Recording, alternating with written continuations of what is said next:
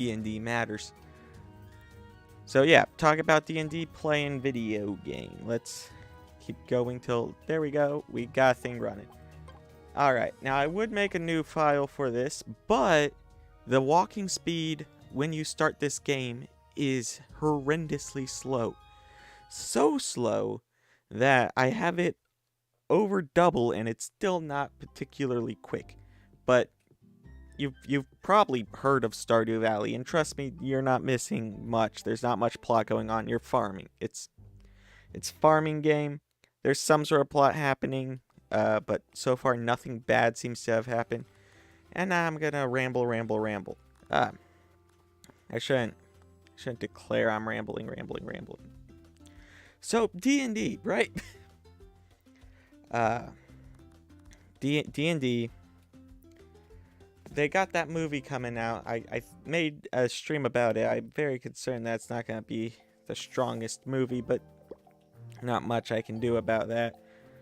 I'm trying to come up with new video ideas. I'm thinking about doing something concerning druids. I'm a big fan of druids. Druids have a lot of potential.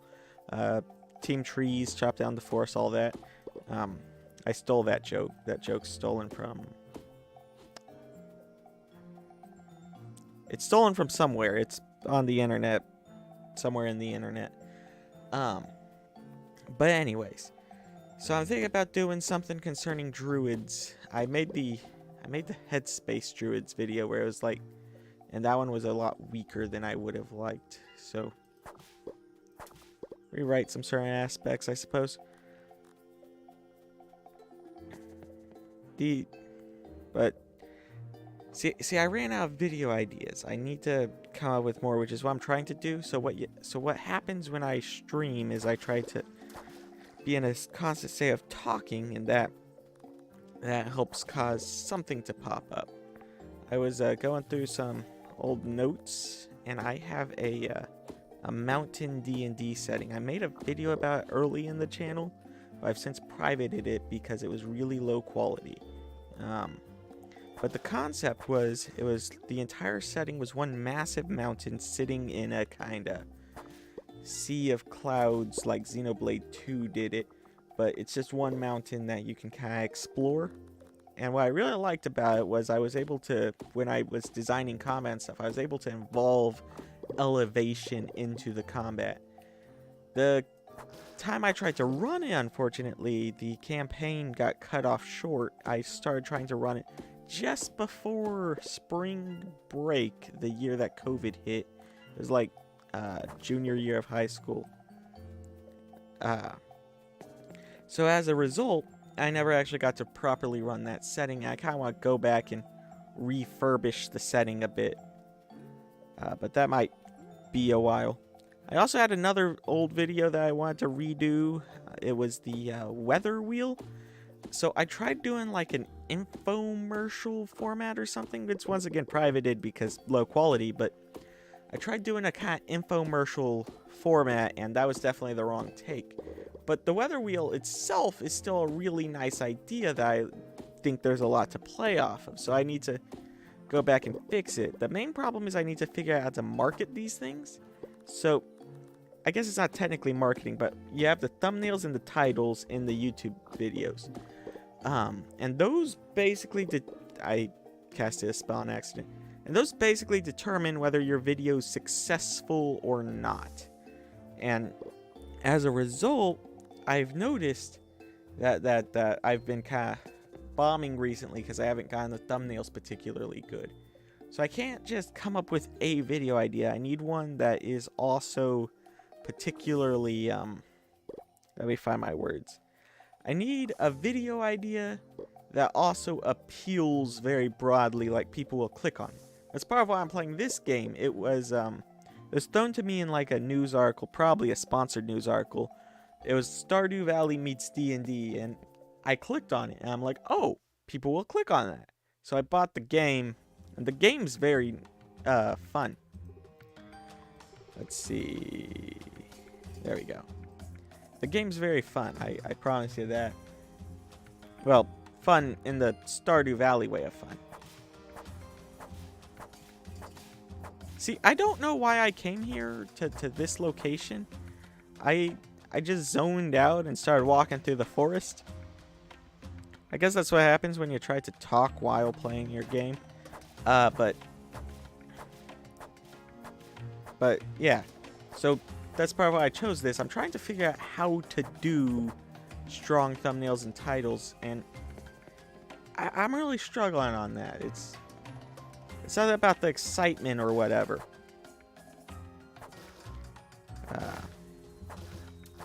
Also, they need to be brightly colored because I find that works more often than not. Which is a little weird if I'm being completely honest, but what do I know? I have one set up for Friday, a video, and and it was gonna be something about Druid Wars, but I changed it to the campaign I scrapped or something along those lines because I needed to make it a little more intriguing from a marketing perspective. But I'm not really a marketer, so I might end up changing it back to the Druid War thumbnail and title. Who knows? I'm swapping the thumbnails constantly. I think this one has a lot of potential for this game. I'm not a gaming channel, but this game has a lot of potential for that kind of stuff because you can see you got the bright, colorful sprites. If you look at my character, I got the kind of leprechaun vibe. So it's like, yeah, I played Stardew Valley, but I'm a leprechaun. And you can see how that would get clicks.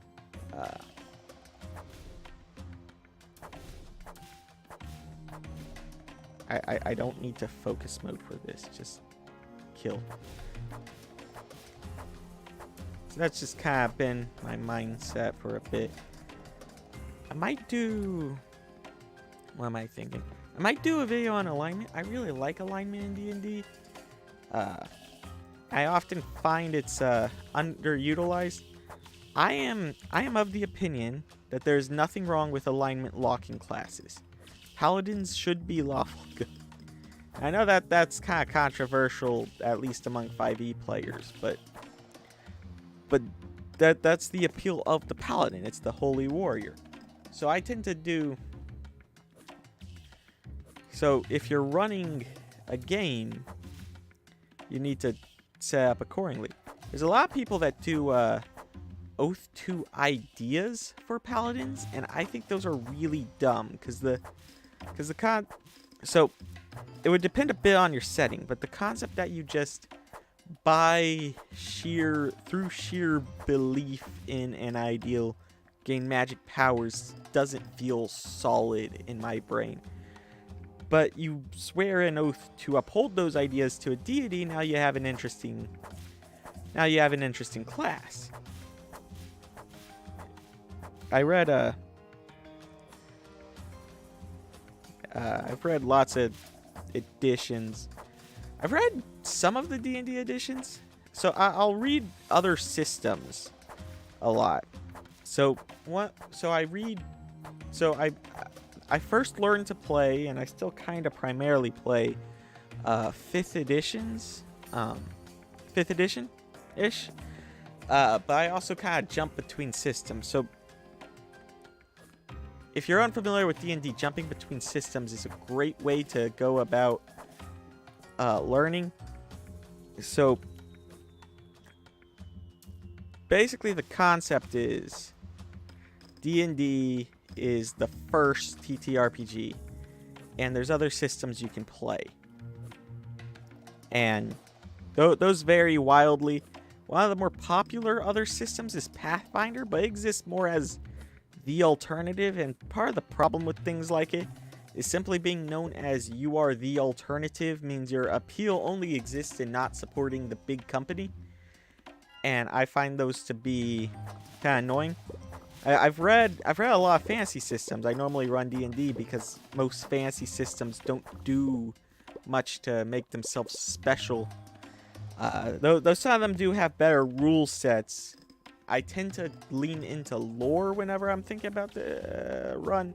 I tend to lean into lore whenever I'm thinking about this stuff. Let me find my words. I tend to think about lore, so when I'm reading a system, one of my biggest things was, what's the lore? How's it interacting with the... Oh, nice.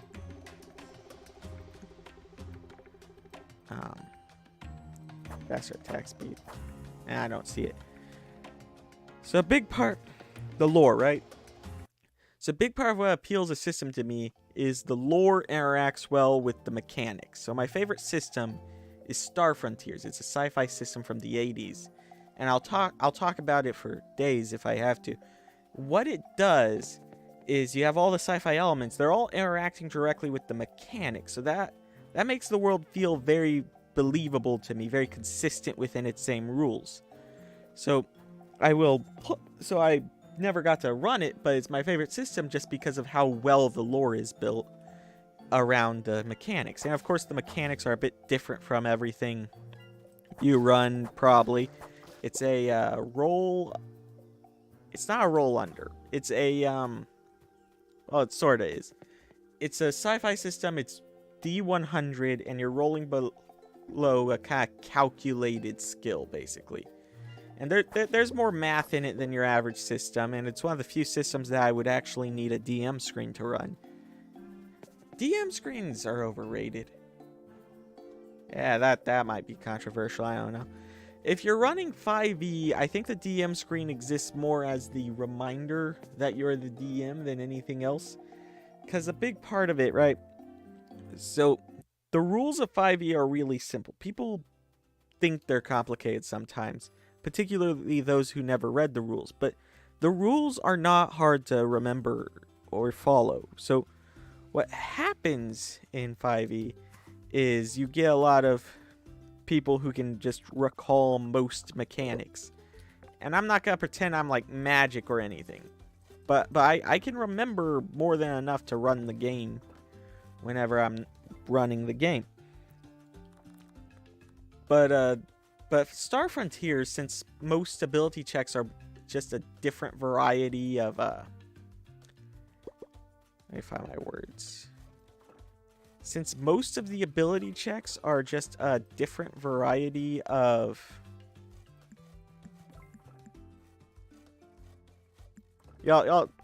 I sincerely hope y'all don't care about the game, because I've not been hating it at all.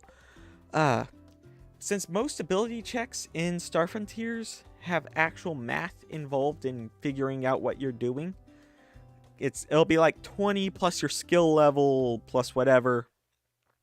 Sometimes it's modified additionally by other elements. For example, there's one, it's like computers or something. So the ability check is like 20 plus your level in that skill plus... Let's see, it's 20 plus your level in that skill minus 10 times the computer level or something to represent how complex the task is.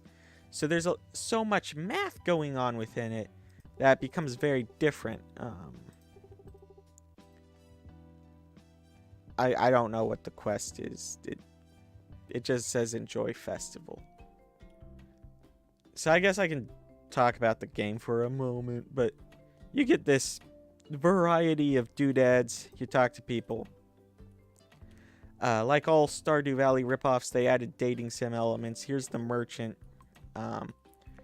She gives you money right there, 200 gold per day, just after you befriend her. So I went for the merchant. Let's see. We're looking for the dance stage.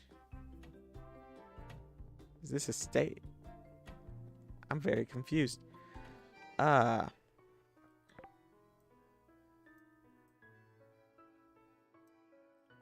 What's... Sorry. This is supposed to be some sort of event. I wasn't paying attention.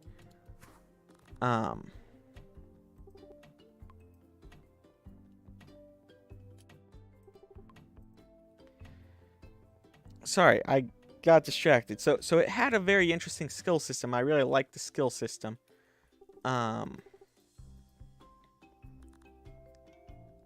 Okay, so I'm not allowed to leave. So I play. So I'd like to run Star Frontiers one of these days. I got really off beat. I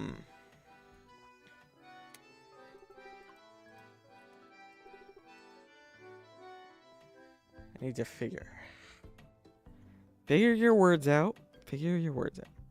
D&D 5e, and then 5e has the roll high system where you're just kind of choosing a DC. I really like the DC system in 5e. It makes for a much quicker. So 5e, what it's got going for it, more than any other system, is I'm able to run it with very little preparation, right? So what happens when I run 5e is what happens when I run 5e is I don't need to prepare near as much stuff because the challenge rating. Let's see, we're looking for Guaspi. I'm really confused, but let me find my words. So what happens when I run 5e is I can just pull stuff out constantly, and that can be very engaging generally, and that can make for a very easy DMing experience. Where I'm trying too hard on the game.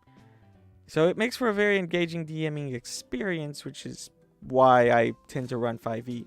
I'm not currently running 5e. I'm currently running a variation of a war game because it's a bit easier for less experienced players to pick up on. It's called Raven's Feast. It's very easy to adapt. What you do is you let me find my words.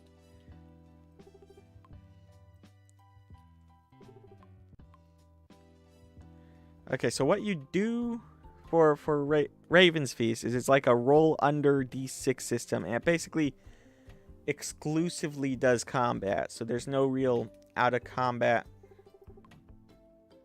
matters. And what I basically ended up doing, what I ended up doing in the 5e game, in the Raven's Feast game, is I just got a giant map. Yeah, whoever designed this game was probably a furry. Anyways, so what I did was I just made a giant world map. Let's see. We're gonna sit through a bunch of these. Well, that's quite annoying. So what I would do is what I did was I made a giant world map, and I basically let them explore the setting. And I kind of, because it's really simple mechanics, I'll just improv monsters along the way. They currently have a fetch quest they're working on. Very fun. But that's different systems. That's not really a video idea. I guess I could do... Let's see, I was wanting to brainstorm video ideas. That was the purpose of the stream. That was the purpose of the stream. I wanted to brainstorm video ideas. I guess I could do my favorite system, and I could talk about why the oh, cool. I get to leave, finally. And I could talk about why I like Star Frontier so much, but I'm having trouble figuring out how to run that. Like, how to run it as a video is the thing. I'll let y'all in on a secret to this game. The jam, consuming it gives you flat EXP. Right down there, so that's very helpful. So I'm trying to figure out good videos, and now I'm just rambling about Stardew Valley and D&D. I'm thinking,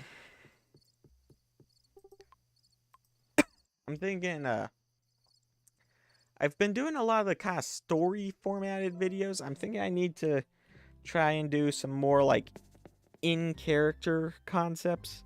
So I've been reading Here, let me open it. No, this will take a second. I've been reading. Oh, cat ran off.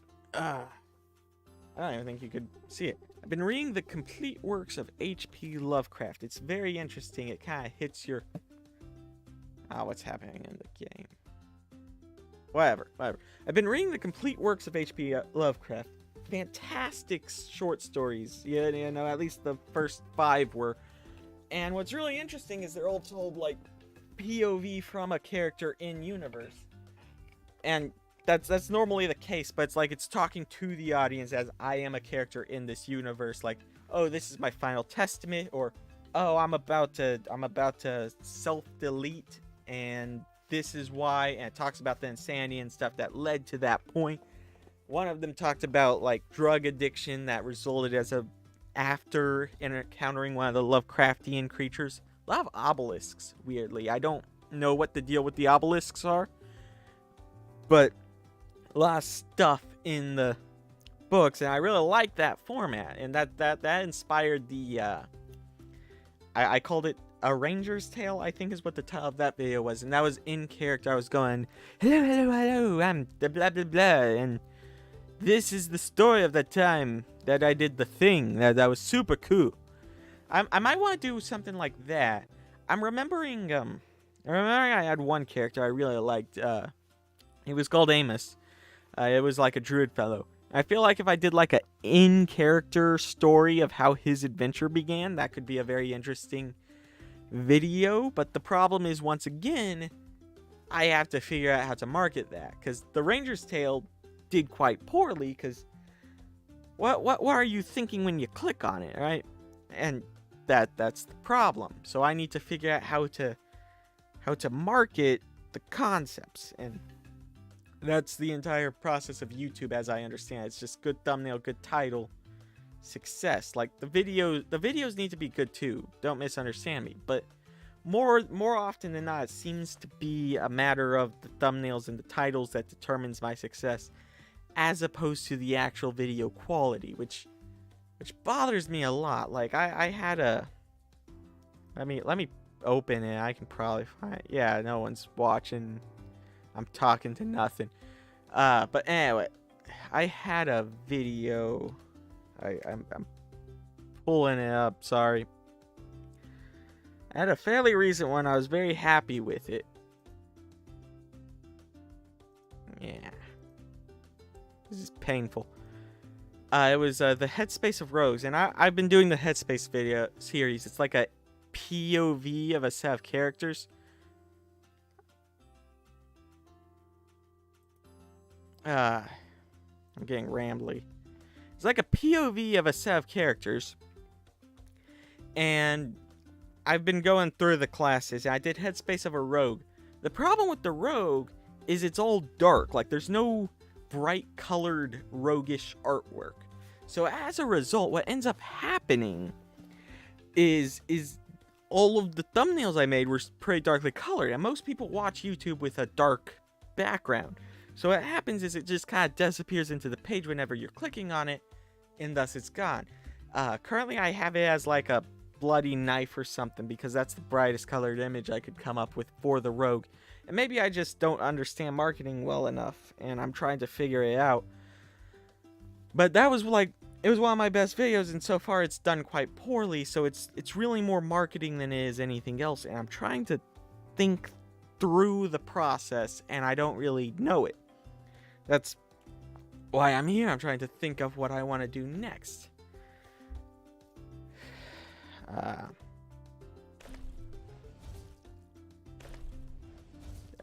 You are horrible, game. I hate you. Okay, so for those of you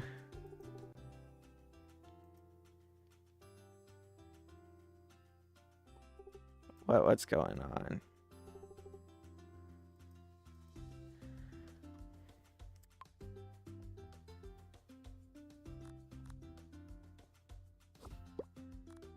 Nope, it's not pickaxe.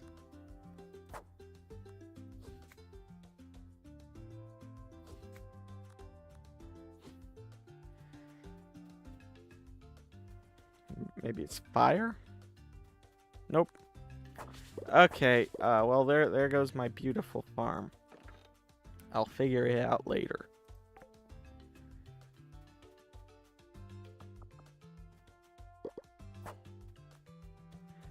Where was I going with any of that? I was talking about marketing.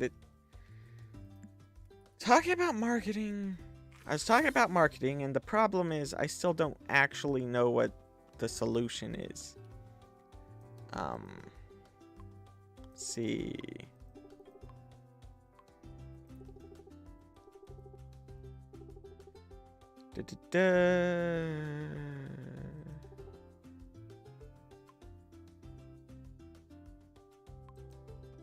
Okay, I need a fishing pole for this.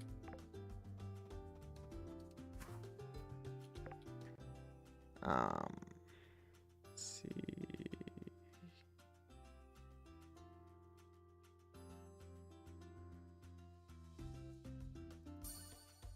Whatever. Oh, watering can. Should really read those little things on the side.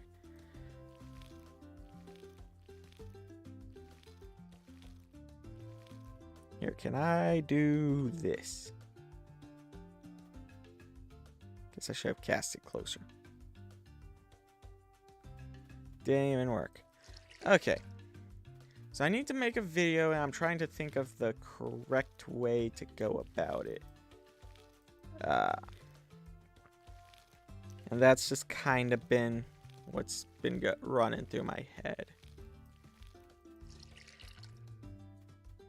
On the bright side, all my crops are done. I'm not going to plant more for a while. So D&D, what would excite the world of D&D players? This isn't important. What would excite, like I need something that like a random person goes in and they see, oh, I want to know more about this. It's part of what made my it's one of my series pretty good. It was or one of my videos pretty good. Some of my videos are successful primarily for this reason. It's like it was the I Ruined X using X, and that series has been one of my most successful like multiple video series because you see it and you're like, oh, what do you do to change it?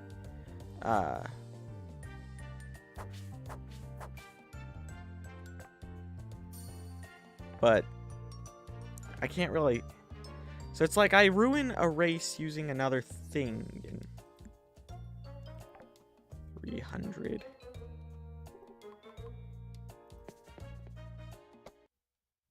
Sorry, there's like a quest where I have to collect money, but it only works with crops farmed in the random spot. I don't have a fishing rod in the game. I accidentally sold it a while back. Okay, let me tell you about that. So this game has a class system, and when I played Stardew Valley, I just fished most of the time. It was like a bunch of nets, a bunch of fish, and then I'd go into the caves to kill some bugs and make bait. And that was how I played Stardew Valley. You get a class in this game. I selected Fisher, and then at some point I accidentally sold my fishing rod, but the nets still give you EXP. And later I bought an item. It's other chest. I bought this. It's somewhere around here. This item, enchanted fishing rod. But you need fishing level 40. So I just haven't bought a new fishing rod since then. Because the nets still fill the EXP, and eventually I'll hit level 40. I don't have it yet. I need to plant those.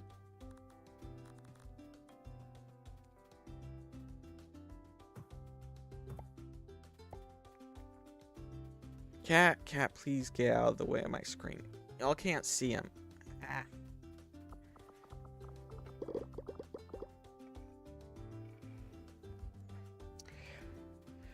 Sorry, cat gets annoying.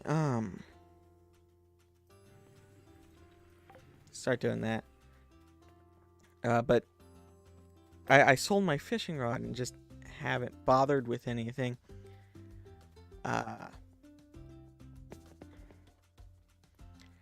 So I'll need to get that if I want to stop the what's it called, the Kraken or whatever from coming back next.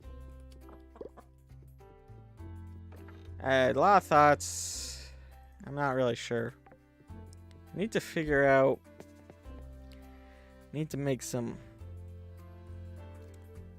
figure out the next video. I've been rambling about that. The entire thing's meant to be brainstorming, but can't really interact with you.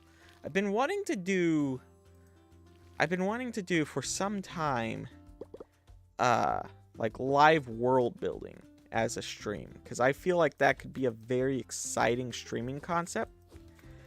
In fact, another channel, one of those successful ones, Cantripcast, did that, and it was very fun to watch. I've been wanting to do one of those for a while.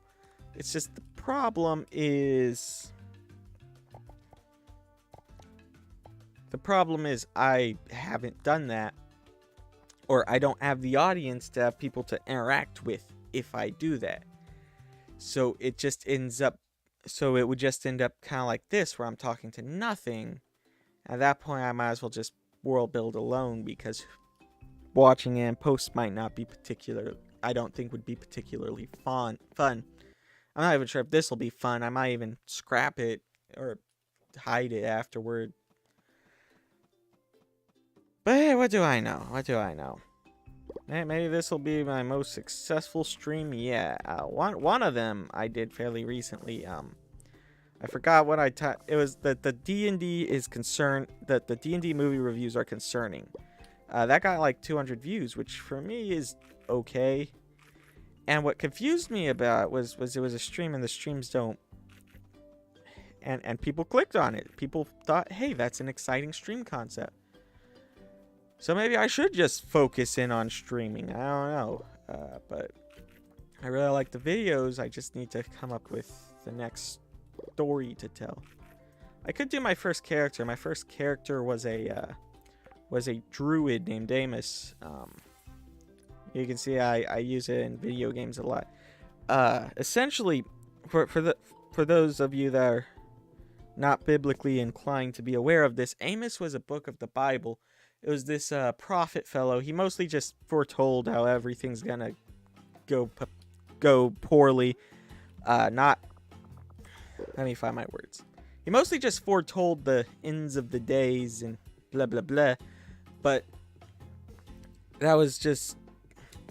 I need to find my words. I'm sorry, I say that too often. He foretold how might have been Israel, maybe.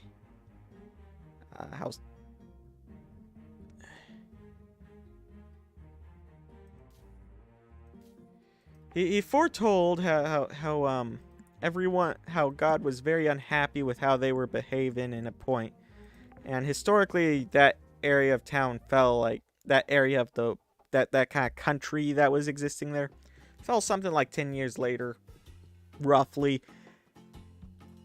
This don't quote me on that. But what was interesting about him was he was a shepherd.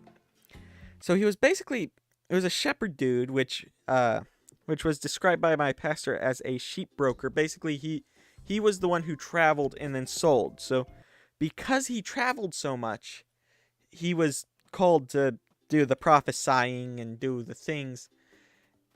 It's 10-10 in the game. That's binary for 10. You will never forget that now that you know that. Two people that are still watching the VOD. Sorry. So because he was the sheep broker, he knew the customs of people, and he was able to act as a very effective spreader of information. So I made a character based off of him because, because I'm the person who would do that. And he was a druid. I gave him It was like a human variant in D&D. It was a human variant in 5th edition, and what I gave him was I gave him Magic Initiate into Cleric so that he was able to cast Guiding Bolt and a couple Cleric cantrips. I forgot them. And what that ended up doing...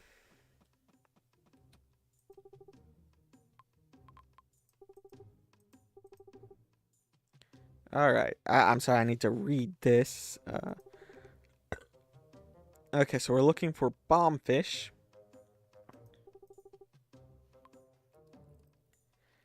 Okay, so we're literally just fishing more. That works great for this. So I made the character called Amos. And I was a druid. He kept a herd of sheep. I actually ended up having to pay like a town group. Okay, this is kind of interesting. I kept a herd of sheep, and I paid a fellow to look after them. And what happened next was a time skip because we were messing with like some fundamental forces of reality. So the DM skipped 10 years, and I was playing I paid someone to watch my sheep for 3 months or something while we were going on adventure. So we came back, and the DM basically describes it as it's like India, where all the cows basically took over the streets, but sheep. Oh, we need 40 of those. This is gonna be a minute. So he described it like it was the sheep basically overran the streets. And there was one that was awakened using some sort of magical blah blah blah. Who got to chill with us. More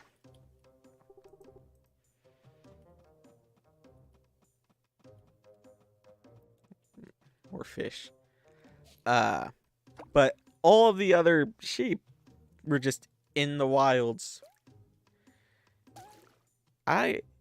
In that campaign I also made Amos's woolly armor or something. It was like an entire homebrew spell that I really liked. So the idea of the spell was you could cast it, but you needed wool from an awakened sheep. And it was like 500 gold pieces worth of it or something. And you got like a bonus to AC, you got resistance to fire or cold damage, your choice. And before you consider that odd, believe it or not, wool is a very fire retardant material. So wool's a very fire retardant. Wool's very fire. Late.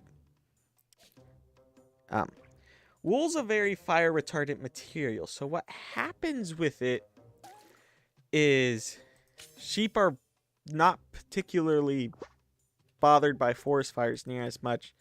I mean, they'll still die of smoke inhalation, but not from the fire. They don't burn to death. There we go. But anyways, so it was a great spell, and it lasted something like 8 hours, and it was like 4th level. Very fun game. Very fun game. Very fun game. And that game lasted like a little over half a year, I think.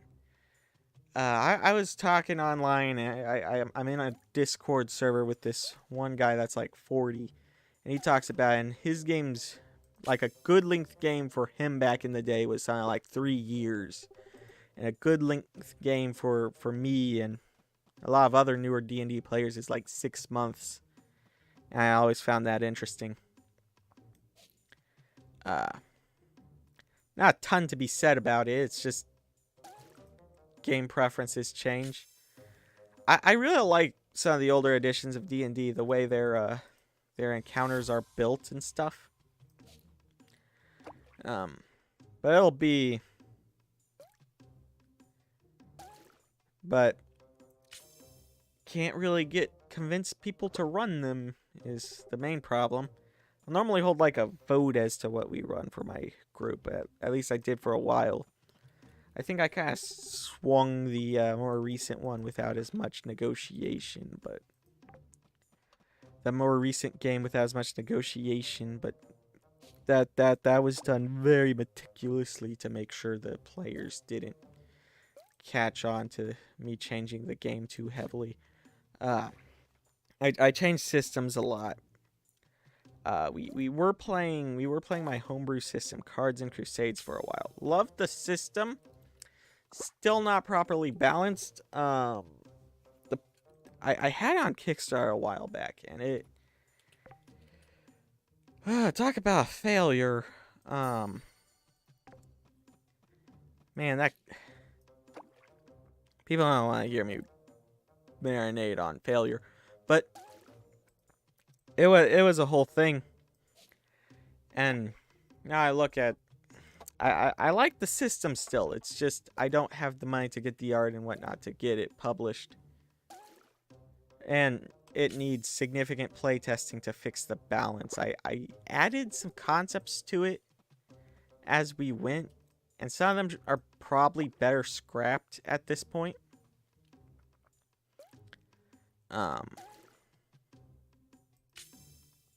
Yeah, a lot of the concepts are probably best scrapped.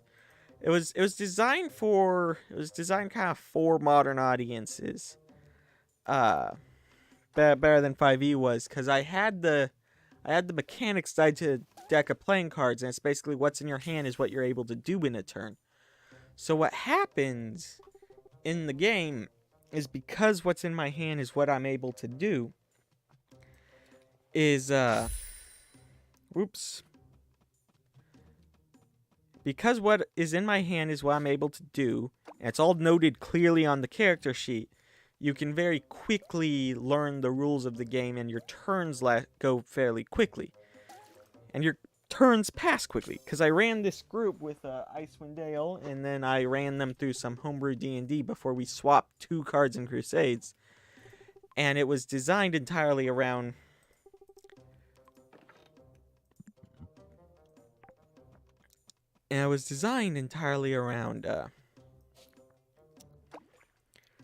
around making sure the new player was able to understand everything, because this was not a proper RPG player that learned the rules.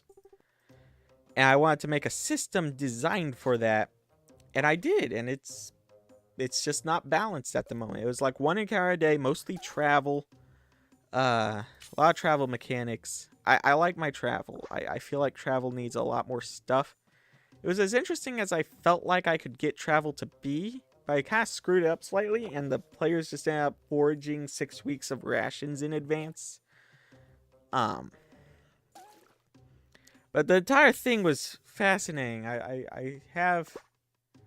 You can probably still find the failed Kickstarter page.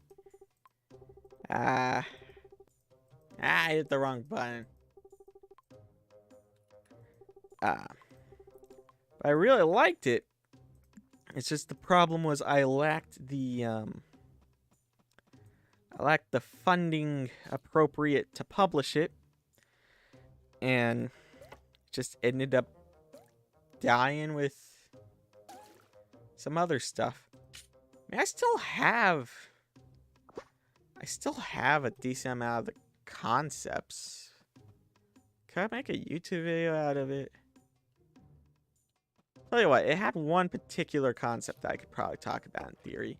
Reincarnation. So how I had the mechanics of the setting work is you're inherently good or you're inherently evil. Yes, so back to that alignment thing I was talking about. You're inherently good or you're inherently evil. There's no in between, and you're not switching sides. Which sounds weird, but hear me out before we get too far into that.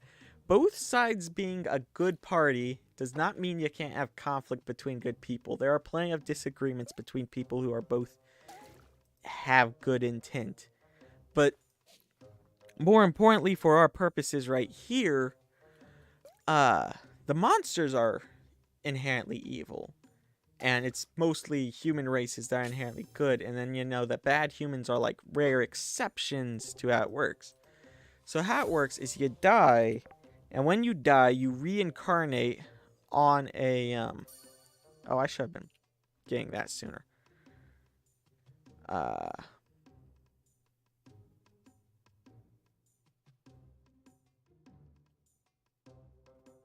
sorry. Um so the idea was when you die, you reincarnate on the opposite side of the team. So and whenever you're a human form, you gain some of your monster traits. So how it ended up working was you could have like a fighter dude be very fearsome, and he gets reincarnated as a monster, but that monster was killed a lot of wizards. It was like a wizard fighting monster. So then you get reincarnated as a wizard this time. And as a wizard, you specialize in pyromancy or whatever. And eventually you reincarnate as a monster. And this time you're a dragon. And as a dragon, you do your dragon thing, and then you reincarnate as a warrior, basically, with dragon scales. It was a dragon. I forgot what I called them. They were like scale cursed. What did that say? I forgot to use that. Oh, that. Don't really care. Let me find my words. So you kept like looping into it, and my players never died. Well, one did, but it was never a full party wipe.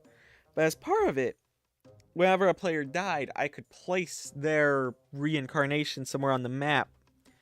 I kind of defined good as kind of discipline, and evil as kind of the impulsive recklessness of people. So as a extension of that, the kind of impulsive, the reckless, the lack of discipline, that became a monster thing, and as a result, monsters have a faster growth period. So a monster can grow to maturity in something like 2 weeks, 6 weeks or something, most of the time, while a human needs something like years. Stupid fish. And as a result, what would happen in the game is the players, if they died, I could place their reincarnation onto the map. Only one player died in it. It was hilarious. What happened was there was an orc that they killed. It was a very exciting battle, very fun orc battle. I have a lot of old monster ideas digged into that book. And let me find my words. So there was an orc that was killed, and it was a fine enough battle. Very exciting. And he was like, "Hey, let's loot the orc," and I'm like, "Okay." There's nothing really there. They're like, "Hey, while you were going through the lair, you mentioned that it had a large amount of stomach acid, right? Because it could it had a bunch of stomach acid because its lair was basically stocked with rotten food, so the players weren't able to eat it unless they had like a specific monster mutation going into their body." And what they came up with was let's grab the orc's what's it called? Grab the orc's stomach and we can use it as a weapon in the future. Now, they shouldn't have told me this, but then one of the players, but I'm like questioning how good that would actually be, and one of the players was like, the human stomach acid can melt some metal. And I'm like, really? And I think you can see where this is going. But yeah, that was the first character death in any RPG I ever ran, and it was more or less exclusively because it was almost entirely the stomach acid. damage wise. So they fought the.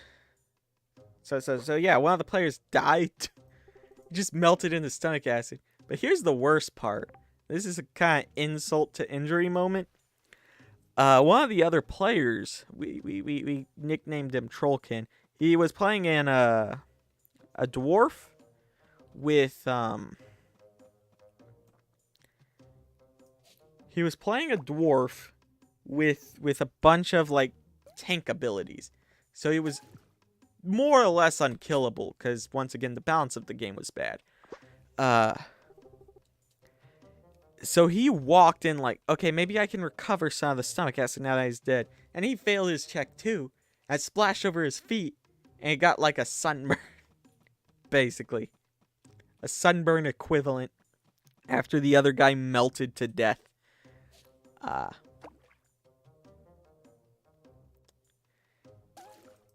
And it was very amusing.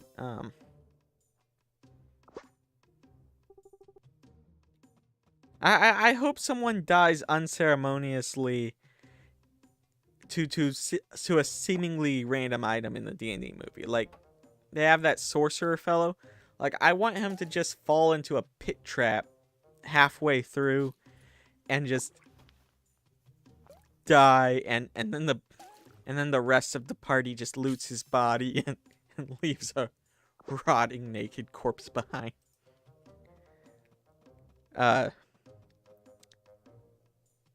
Alright, so you can recognize that would be a pretty crappy movie decision. But it would be a accurate to D&D decision, and that's where we get into the should the movie be like D&D argument. I don't think it would actually be that fun, but I spent the entire fictional day fishing.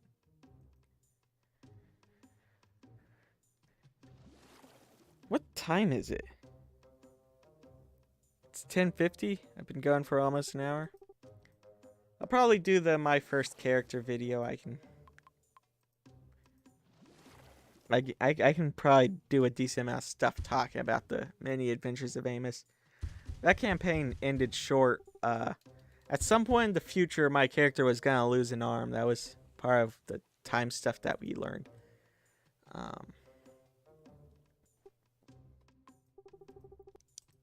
But yeah.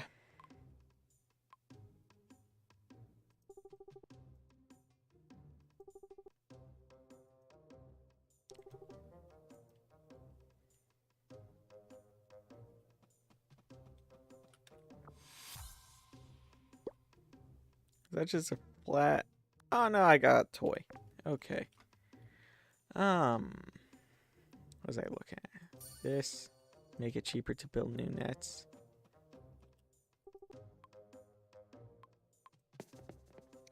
But yeah, that was a very fun camp. So Amos, you kind of disappeared.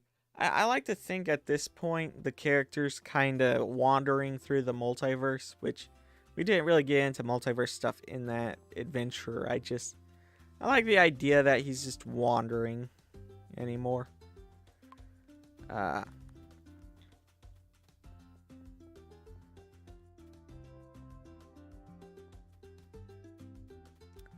Oh, that's alive.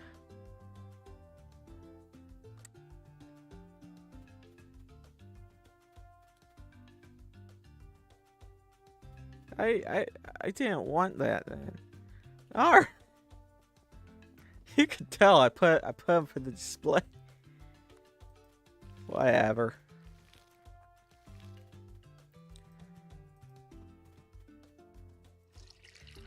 But yeah, that was. Let me find my words. That was the many. I could make a video on the many adventures of Amos, is what I was saying. I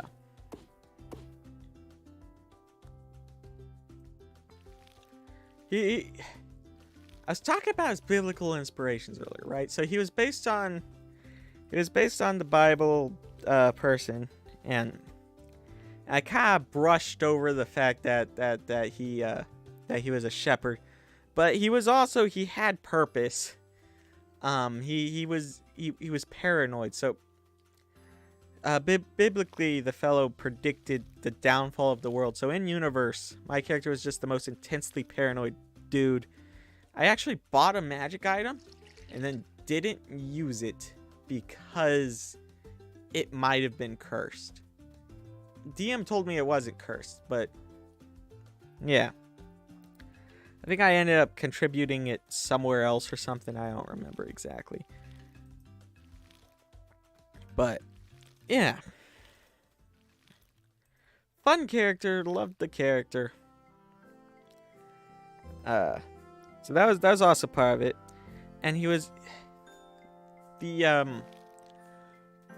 campaign was kind of a new world journey, like settling America but not America in universe. So part of it was let me find my words. I'm just gonna stand here and talk for a second. So part of it was we were settling in a new continent within the setting, but there were rumors that there were more sentient beings in this continent, right? More races. So my character went there because where there are races, where there is nature, there are druids. And I basically became an ambassador to the druids of the realm. Also, I got visions of death and destruction, and I'm still pretty sure, since that campaign dissolved, I'm pretty sure that the entire colony must have gone wiped out later.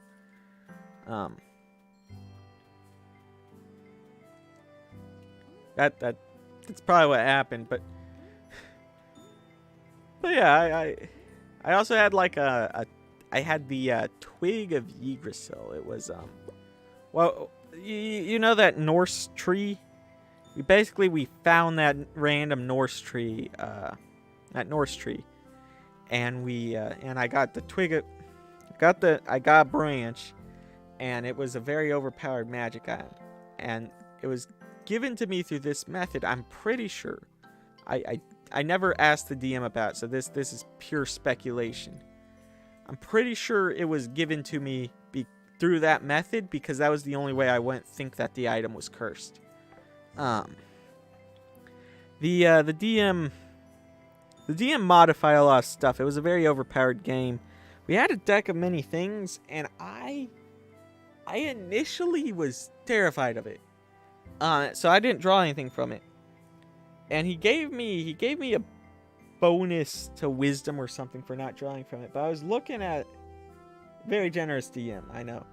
But I was looking at the deck of many things, and I was thinking about the odds of something bad happening. Nothing bad happened when we got in that campaign. So here's what I think happened. I think the DM modified it to be majority positive things that you get. So what happened was everyone had an opportunity to get cool stuff. And then I didn't draw from it to get cool stuff. Because I was convinced it was a more authentic deck of many things. But that's mostly speculation. Don't quote me on that.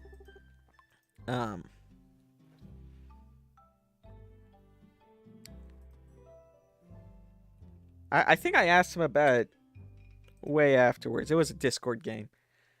And I need to stop. I'll leave the music going for a moment, but I'm just gonna keep talking. But it was a Discord game, and I didn't know him in person. I believe he lived in Colombia. Their coffee stinks, by the way, but he lived in Colombia and moved to America or something. And I really hope I get like 20 comments about the coffee. Like, not even that many people watch to the end. It's just someone invited their friends to leave comments about how Colombian coffee is the best. But he was a great DM. We played mostly through Discord. And here's something funny. I'm from Texas. They knew I was from Texas. And they asked me, so how many guns do you own? One day. Because I was from Texas. I was American. I got that Texas attitude that everyone should own a gun. I don't actually own any guns. I just never bought one. But it was a very funny question to me. Um, I so here's the thing about guns in Texas, and I'm not gonna go into politics, but I could very easily go into politics. We're not gonna talk about politics right now. But in Texas, you need to be 21 to own a handgun. At the time of the game, I was in college, I believe. It was either late high school, early college was when that game happened.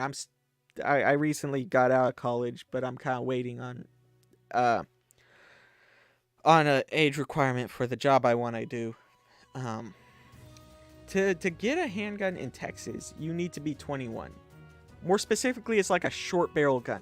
So I could buy a shotgun, I could buy a hunting rifle, I could buy whatever. But I can't buy a handgun. And since the primary purpose that I would want to own a handgun for, or I would want to own a gun for, is self-defense, because I don't know how to hunt.